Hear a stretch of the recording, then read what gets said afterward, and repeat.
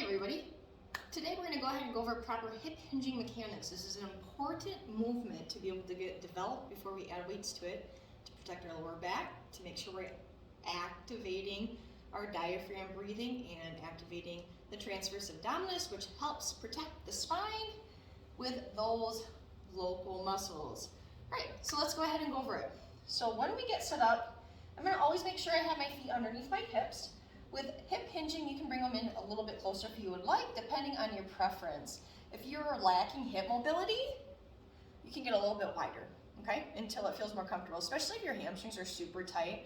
You might need to get to a wider stance at first until you are able to develop flexibility in the hamstrings. So when we get into hip hinging, we always want to make sure that we're hip hinging through the hips, not the lower back.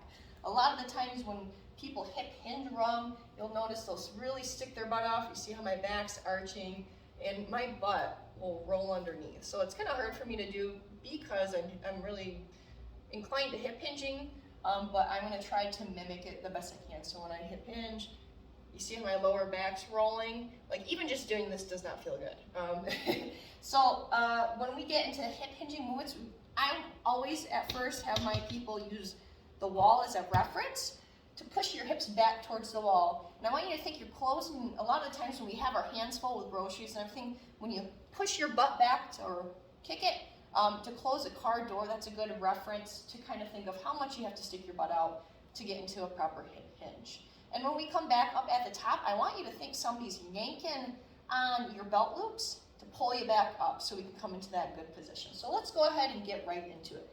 I'm going to go ahead and make sure my feet are facing nice and straight on.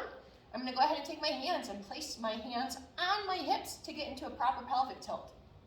See how I set my pelvis? That is where I'm at. Now my hips are pretty even. That was where I was before because I have a slight anterior pelvic tilt. I'm going to go ahead and bring my hips in. Right there. Okay?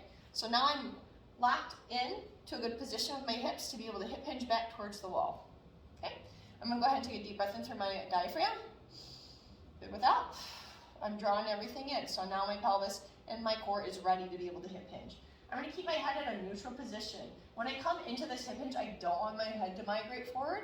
I don't want my head to lift up. It's going to put an excessive curve in your middle of your back and can cause issues, okay? I'm going to take my hands and just place them on my hips, and I'm going to push my booty back towards the wall. Really push. If you notice, I'm pushing my booty back towards the wall. I'm really aiming to get as far as I can comfortably.